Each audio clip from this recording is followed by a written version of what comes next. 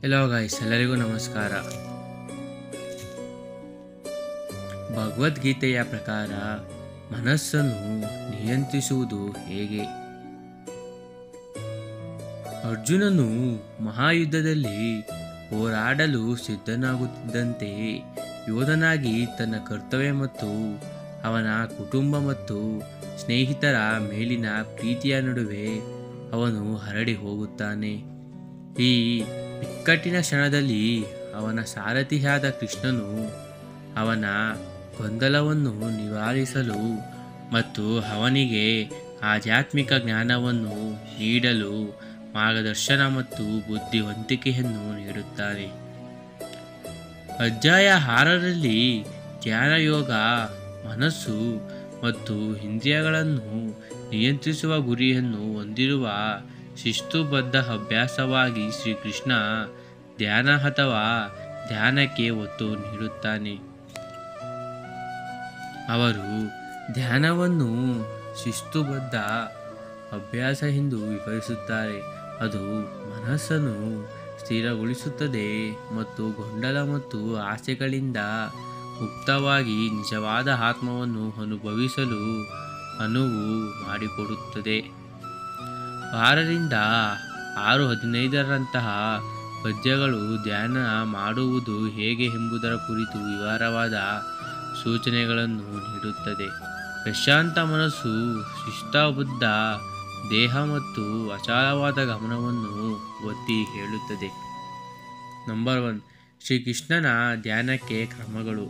ಭಗವಾನ್ ಕೃಷ್ಣನ ಧ್ಯಾನವು ಭಗವದ್ಗೀತೆಯಲ್ಲಿ ವಿವರಿಸಲಾದ ಆಳವಾದ ಅಭ್ಯಾಸವಾಗಿದೆ. ಇದು ನಿಮಗೆ ಆಂತರಿಕ ಶಾಂತಿ, ಆತ್ಮ ಸಾಕ್ಷಾತ್ಕಾರ ಮತ್ತು ದೈವಿಕತೆಯೊಂದಿಗೆ ಐಕ್ಯವನ್ನು ನೀಡುತ್ತದೆ. ನಂಬರ್ 2, ಶಾಂತಿ ಸ್ಥಳವನ್ನು ಹುಡುಕಿ. ಶುದ್ಧವಾದ ಸ್ಥಳದಲ್ಲಿ ಬಟ್ಟೆ, ಜಿಂಕೆ ಚರ್ಮ ಮತ್ತು ಕುಶ ಹುಲ್ಲಿನಿಂದ ಮಾಡಿದ ಹೆಚ್ಚು ಎತ್ತರವಾಗಲಿ ಅಥವಾ ತುಂಬ ಕೆಳಗಾಗಲಿ ಮೃದುವಾದ ಆಸನವನ್ನು ಸ್ಥಾಪಿಸಿ. ಆತ್ಮಶುದ್ಧಿಗಾಗಿ ಯೋಗವನ್ನು ಅಭ್ಯಾಸ ಮಾಡಬೇಕು. ನಂಬರ್ 3, ಆರಾಮವಾಗಿ ಕುಳಿತುಕೊಳ್ಳಿ. ಅಲ್ಲಿ ಮನಸ್ಸು ಮತ್ತು ಇಂದ್ರಿಯಗಳ ಕ್ರಿಯೆಗಳಿಂದ ಮನಸ್ಸನ್ನು ಏಕಮುಖವಾಗಿಸಿ ಆಸನದ ಮೇಲೆ ಕುಳಿತು ಏಕಾಗ್ರತೆಯಿಂದ ಧ್ಯಾನದಲ್ಲಿ ಕೇಂದ್ರೀಕರಿಸುವ ಮೂಲಕ ಮನಸ್ಸನ್ನು ಶುದ್ಧೀಕರಿಸಲು ಶ್ರಮಿಸಬೇಕು. ನಂಬರ್ 4, ಮನಸ್ಸನ್ನು ಕೇಂದ್ರೀಕರಿಸಿ. ಅವನು ಸುತ್ತಲೂ ನೋಡದೆ ತನ್ನ ಮೂಗಿನ ತುದಿಯಲ್ಲಿ ಸ್ಥಿರವಾಗಿ ನೋಡುತ್ತಾ ದೇಹ, ತಲೆ ಮತ್ತು ಕುತ್ತಿಗೆಯನ್ನು ನೆಟ್ಟಾಗಿ ಹಿಡಿದುಕೊಳ್ಳಲಿ. ನಂಬರ್ 5, ಉಸಿರಾಟವನ್ನು ನಿಯಂತ್ರಿಸಿ. ಹೀಗೆ ಪ್ರಶಾಂತ ಮತ್ತು ನಿರ್ಭೀತ ಮನಸ್ಸಿನಿಂದ ಬ್ರಹ್ಮಚಾರ್ಯದ ಪ್ರತಿಜ್ಞೆಯಲ್ಲಿ ದೃಢವಾಗಿ ಮನಸ್ಸನ್ನು ನಿಯಂತ್ರಿಸಿ. ನನಗೆ ಬಗ್ಗೆ ಯೋಚಿಸಿ.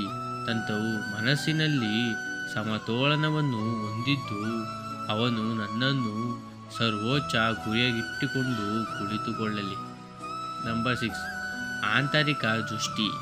ಯೋಗದ ಅಭ್ಯಾಸದಿಂದ ಮನಸ್ಸನ್ನು ನಿಗ್ರಹಿಸಿದಾಗ ಮತ್ತು ಆತ್ಮದಲ್ಲಿ ವಿಶ್ರಾಂತಿ ಪಡೆದಾಗ ಒಬ್ಬನು ಎಲ್ಲ ಆಸೆಗಳಿಂದ ಮುಕ್ತನಾಗುತ್ತಾನೆ. ಆಗ ಒಬ್ಬನು ಯೋಗದಲ್ಲಿ ನೆಲೆಗೊಂಡಿದ್ದಾನೆ ಎಂದು ಹೇಳಲಾಗುತ್ತದೆ. ಧನ್ಯವಾದಗಳು. ನಿಮಗೆ ಈ ವಿಡಿಯೋ ಇಷ್ಟವಾದಲ್ಲಿ ದಯವಿಟ್ಟು ಲೈಕ್ ಮತ್ತು ಸಬ್ಸ್ಕ್ರೈಬ್ ಮಾಡಿ.